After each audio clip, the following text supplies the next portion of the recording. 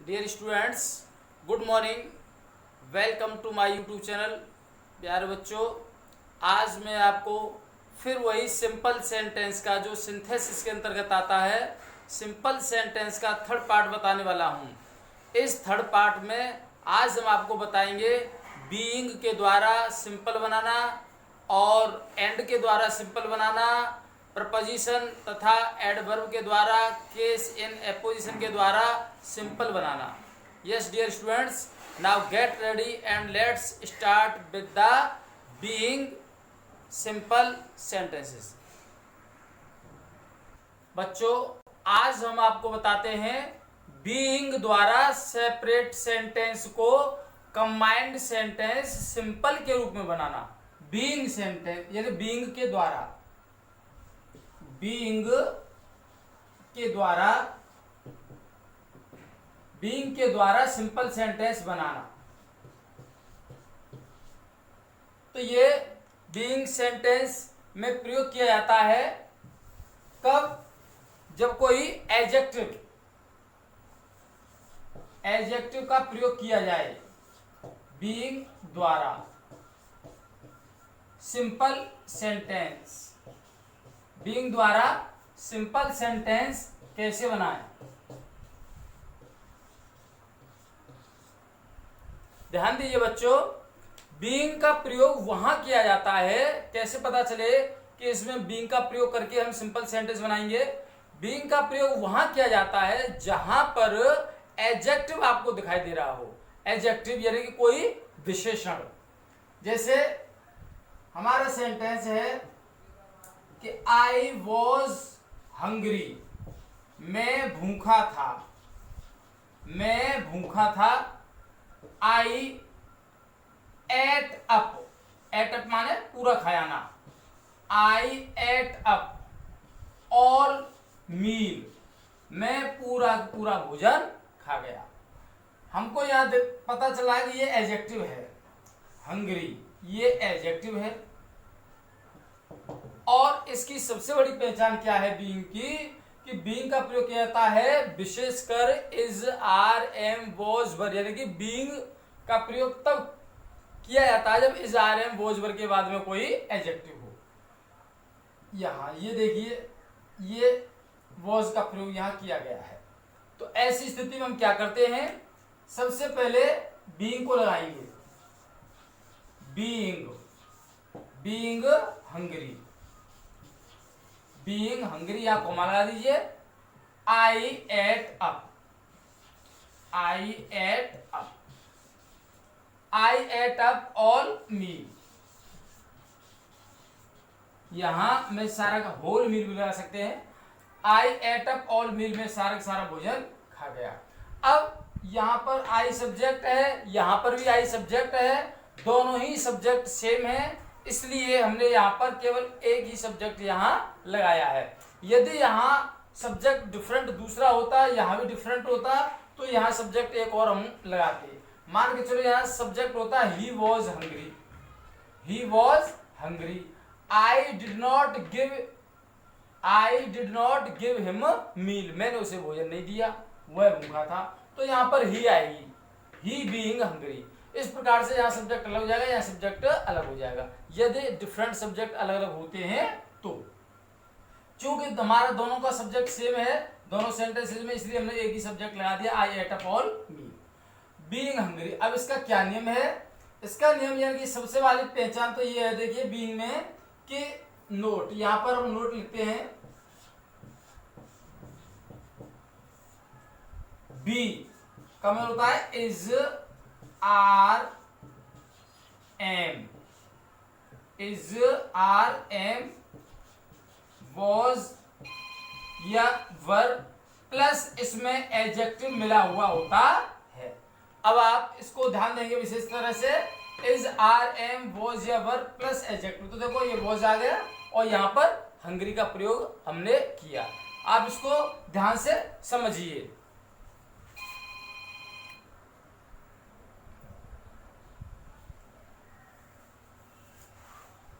तो आपने ये नोट किया होगा कि इज, आर, एम, वॉज, वर यानी बी के जो रूप होते हैं उनके बाद में एडजेक्टिव आता है। जैसे यहाँ वॉज के बाद एडजेक्टिव आया, तो ऐसे वाक्यों में हम बीइंग लगाते हैं, जिसकी टेबल में यहां लिखे देते हैं। बीइंग प्लस एडजेक्टिव, जो पहला वाक्य होता है हमारा, जो पहले कार्य होता है, और प्लस दूसरा वाक्य जो कि तो लिख देते हैं। यहां हो गया दूसरा वाक्य। अब इसमें नोटेबल पॉइंट इज दैट कि यहां दूसरा वाक्य जब हम लिखेंगे तो इसका जो सब्जेक्ट है, अगर उस सब्जेक्ट से कोई अलग सब्जेक्ट होता है यहां पर, तो पहले सेंटेंस का सब्जेक्ट भी बीइंग से पहले लिखा जाएगा। उसका हम एक और आपको एग्जांपल अभी दे देते हैं। तो सबसे पहले देखिए कि हमने आपको एक पिछले और सेकंड पार्ट में आपको बताया था, जैसे एक सेंटेंस में उदाहरण दिया था हमने पैसिव का sentence, he was skilled in cooking. वह यानी कुकिंग, सी था कि ही एक ही बात है, सी और ही, चलो, वह खाना पकाने में दक्ष है, प्रवीण है। He can cook, he can cook idli too, वह इडली भी पका सकता है।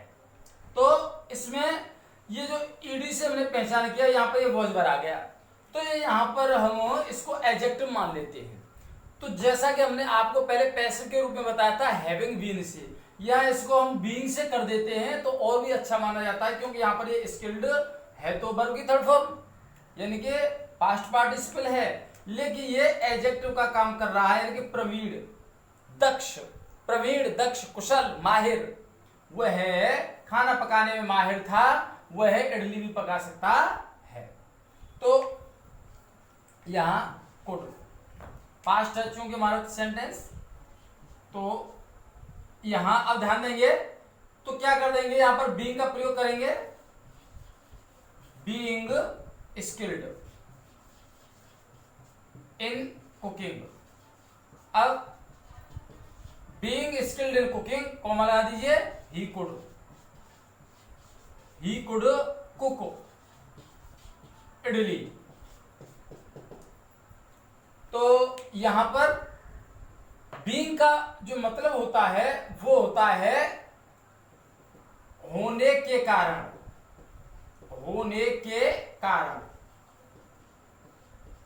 हमेशा इसका ध्यान रखें। बीइंग का हिंदी अर्थ होता है होने के कारण।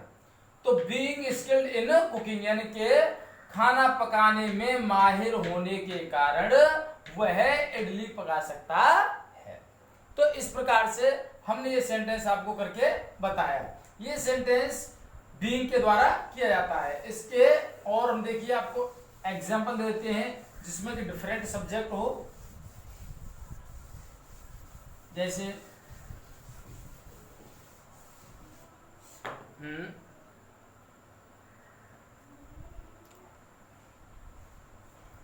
अब ध्यान दीजिए, ही इज ओवर स्मार्ट। इस सेंटेंस में he is over smart, no one likes him.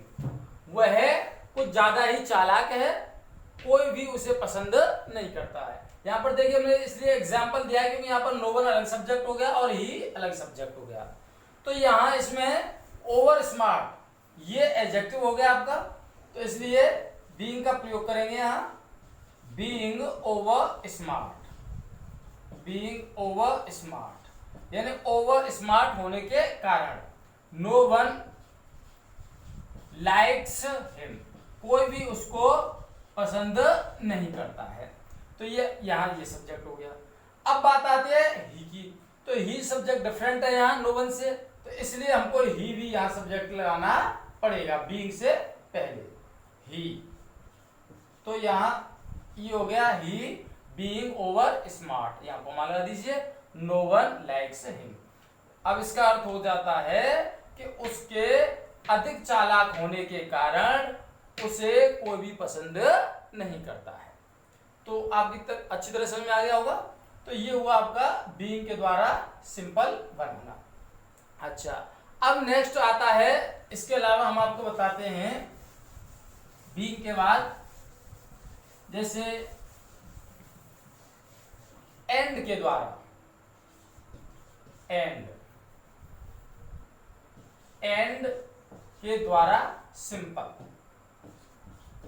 अब आपको पता होगा कि हमने आपको बताया था कि कोई भी कंजक्शन के द्वारा हम सिंपल नहीं बनाते हैं, कोई भी कंजक्शन के द्वारा हम सिंपल नहीं बनाते, लेकिन इसमें एंड क्यों लगाएंगे? हाँ, हम एंड के द्वारा भी कभी कभी सिंपल बना देते हैं, तो एंड के द्वारा भी सिंपल सेंटेंस बन जाते हैं। यानी एक एंड ही ऐसा कंजक्शन है जिसको हम सिंपल बनाने के लिए यूज करते हैं। जैसा हमने सेंटेंस दिया, राजू वेंट टू आगरा, राजू आगरा गया था। Ramesh also went with him, Ramesh भी उसके साथ गया था। तो अब यहां पर हम एंड का प्रयोग कर सकते हैं। तो राजू और रमेश, तो इसको एंड से जोड़ देते हैं, Raju and Ramesh, Raju and Ramesh went to Agra. यहां से हमने विद हिम को हटा दिया और यहां से हमने ऑल्सो को हटा दिया। क्यों?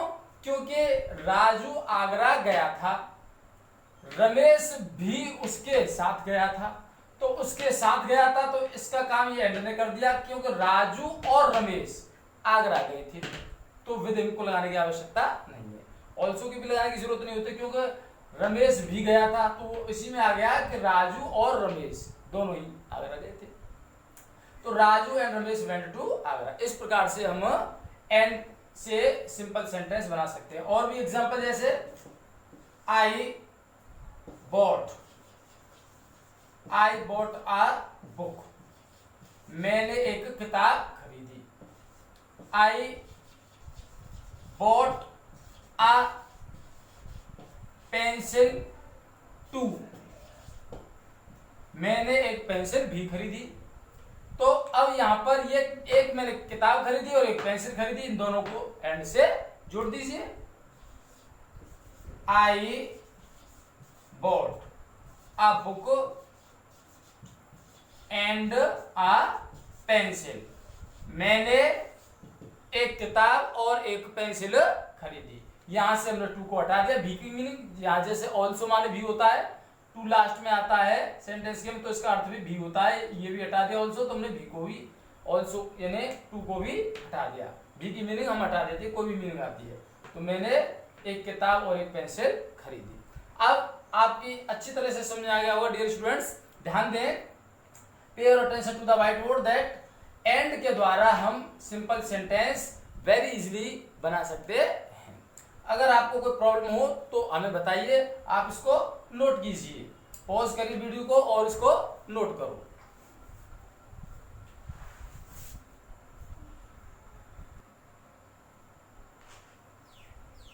अब जरा ध्यान दीजिए, case in apposition, case in apposition के द्वारा हम आपको सिंपल बनाना सिखाते हैं। तो first of all let me tell you about case in apposition. Case in apposition होता क्या है? केस इन एपोजिशन कॉमा लगाते हैं, उसके बाद किसी भी जगह, व्यक्ति या वस्तु को कोई हम उपाधि देते हैं, उस उपाधि को लिखेंगे और उसके बाद में फिर एक कॉमा लगाएंगे, तब जाकर के उसको हम केस इन एपोजिशन का नाम देते हैं।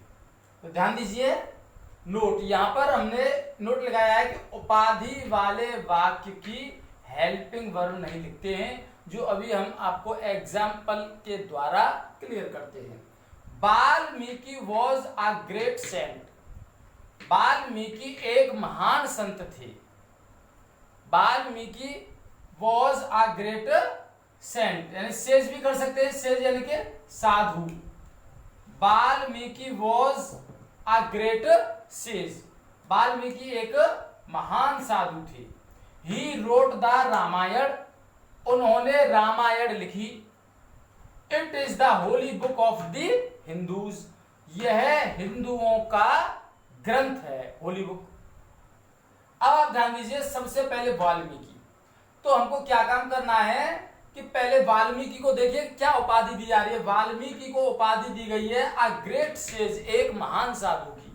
तो सबसे पहले वाल्मीकि को लिखिए, जब सिंपल बनाएंगे वाल्मीकि, वाल्मीकि लिखी। इसके बाद में अब प्लस इसको उपाधि क्या दे रहे हैं, वाल्मीकि को हमने उपाधि दी अ ग्रेट सेज, एक महान संत की, महान साधु की, एक महान साधु है। तो इसमें से हमने हेल्पिंग वर्ब वॉज को हटा दिया, वॉज नहीं आएगी, वॉज अगर लगा देते तो गलत हो जाता है, क्योंकि उपाधि वाले वाक्य की, तो इसमें उपाधि दी है वाल्मीकि को ग्रेट सेज, इस वाक्य की हेल्पिंग वर्ब नहीं लिखते हैं हम, तो वॉज को हटा देंगे हेल्पिंग वर्ब। तो इसमें क्या होगा, हेल्पिंग वर्ब यानी वर्ब जो होती है उसको नहीं लिखते हैं। वाल्मीकि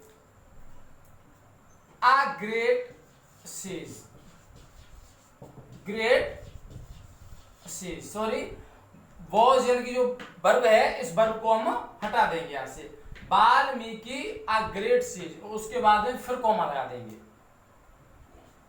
हेल्पिंग वर्ब नहीं मेन वर्ब आती है उसको हटा देंगे, वाल्मीकि आ ग्रेट सेज हो गया।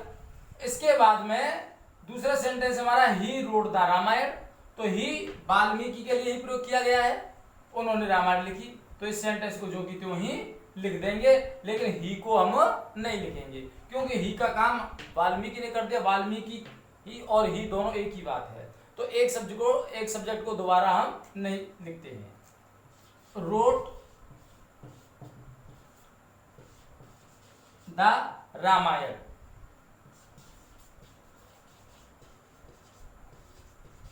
अब रामायण को भी उपाधि दी जा रही है, किसकी उपाधि दी जा रही है, the Holi book, it is the Holi book of the Hindus, यह हिंदुओं का एक ग्रंथ है। तो रामायण को भी उपाधि दी गई होली बुक यानी ग्रंथ की उपाधि, हिंदुओं के ग्रंथ की। तो अब हम क्या करेंगे कि जैसे वाल्मीकि के बाद में हमने कोमा लगाया, इसी प्रकार से रामायण के बाद में भी कोमा लगाएंगे, कोमा लगा दिया। अब क्या काम करेंगे, इसमें जो वर्ब है इसको छोड़ दो, इसको छोड़ देंगे, द होली बुक, उपाधि लिखेंगे the Holi book, the Holi book of the Hindus, of the Hindus, हिंदुओं का ग्रंथ। अब उपाधि हो गई the Holi book of the Hindus, उसके बाद फिर कोमा आएगा, लेकिन यहां पर हम कोमा नहीं लगाएंगे क्योंकि अगर सेंटेंस जब हमारा समाप्त हो जाता है तो उसके बाद में फुल स्टॉप ही आता है, कोमा नहीं लगाएंगे, ये ध्यान रहे, आखिर में हम कोमा नहीं लगाते हैं। इस प्रकार से हमारा ये सेंटेंस सिंपल बन गया। अगला सेंटेंस देखिए और एक उदाहरण देते हैं, जैसे हमने सेंटेंस बोला Rakesh is a brilliant student, brilliant student, Rakesh एक होशियार छात्र है। ही, अब क्या करते हैं अगला, is called, he is called, उसको कहा जाता है, क्या कहा जाता है, ही इज कॉल्ड, कोई भी होशियार, जैसे